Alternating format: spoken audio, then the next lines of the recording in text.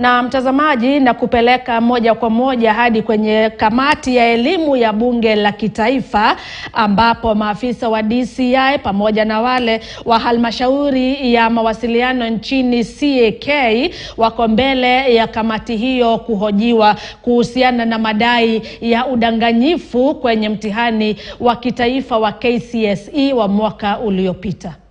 What we encourage members to know is that it must be from a verified account, and we facilitated that for all government institutions. And we have given you an Annex 1 to show you what we've been able to do. Number 2, which is very important, is that we facilitate the takedown of social media accounts owned by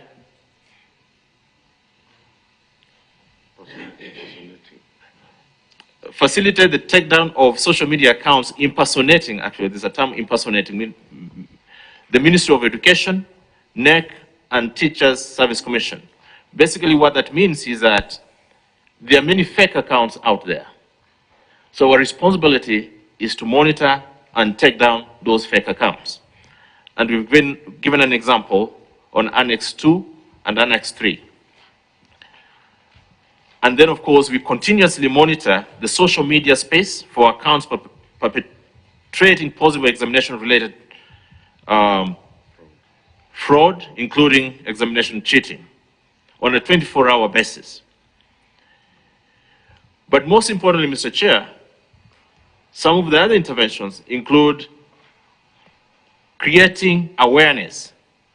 So the Kenya National SAT, the coordination framework we talked about, continues to create awareness and promote cyber hygiene practices among the general public and the education sector, including among teachers, guardians, and students through a program we call the Child Online Protection Initiatives. And Mr. Chair, if you attend most of the music festivals and the drama festivals over the last 3 or 4 years, you will see the presence of the Communication Authority of Kenya. We sponsor most of those events. And if you look at the content of most of those events, is around technology, partly because we sponsor those as part of creating awareness among our the educational sector. Number 14, in terms of paragraph, Mr. Chair, you realize that we continue to build Kenya's national cybersecurity human capability by training technical officers, serving in different institutions, providing critical information infrastructure services in both the public and private sectors, as well as officers working in the justice, law, and order sector. This includes the DCI team here. And in order to expedite response to cyber criminal activity, Mr. Chair, and in an effort to support the work of the justice, law, and order sector, who are our key partners, the authority has set up a state-of-the-art digital forensic lab, which is manned by law enforcement and security officers. So this digital forensic lab is also hosted at CA, and every time we receive requests to be able to analyze evidence that is technical in nature, this is where we actually spend most of our time. And the examination period, we always observe a surge in the number of technology-enabled examination malpractices. In order to expedite our response, Mr. Chair, what we do is that we designate dedicated officers to handle such cases during this particular period. And we had a very good collaboration in the 2022 exam period, working together with the Kenya National Examination Council. When it comes to possible threats to the integrity of national examination using technology, Mr. Chair, it's obvious that the increase in the level of access to smart devices, coupled with the access to affordable broadband internet, has led to an exponential increase in the public use of social media platforms, the predominant channels for perpetrating examination fraud. And of course, this has been aggravated by increased popularity and use of a new and existing social media platforms in Kenya. We talk about TikToks, WhatsApp. From a regulatory point of view,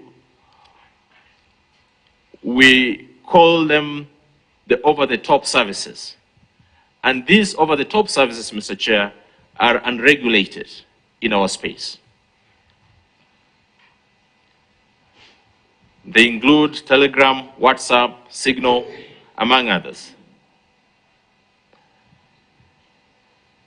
Mr. Chair, the other challenge we see is that if you look at our population, we have a highly techie, savvy, youthful population. And this youthful population is the one that finds itself communicating on these social media platforms. And they're the same who we expect to be in school, some of them as teachers, others as examiners, others as students. So they're the ones who are excited by these particular platforms. And since they have capacity, it's very easy for them to perpetrate unabated cheating during examination.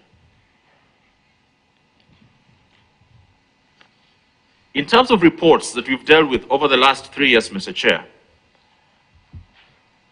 in the last 3 years, we've seen, or we've detected and received and handled a total of 98 cases, which we've annexed in Annex 4. And these 98 cases of social media accounts were identified to be or to having perpetrated.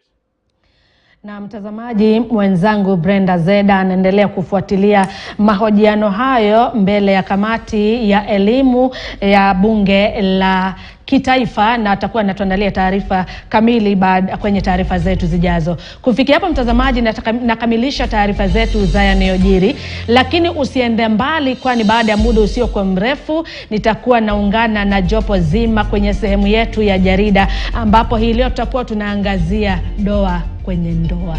Usikose. Mimi ni Agnes Gakunga, endelea kutazama KT News.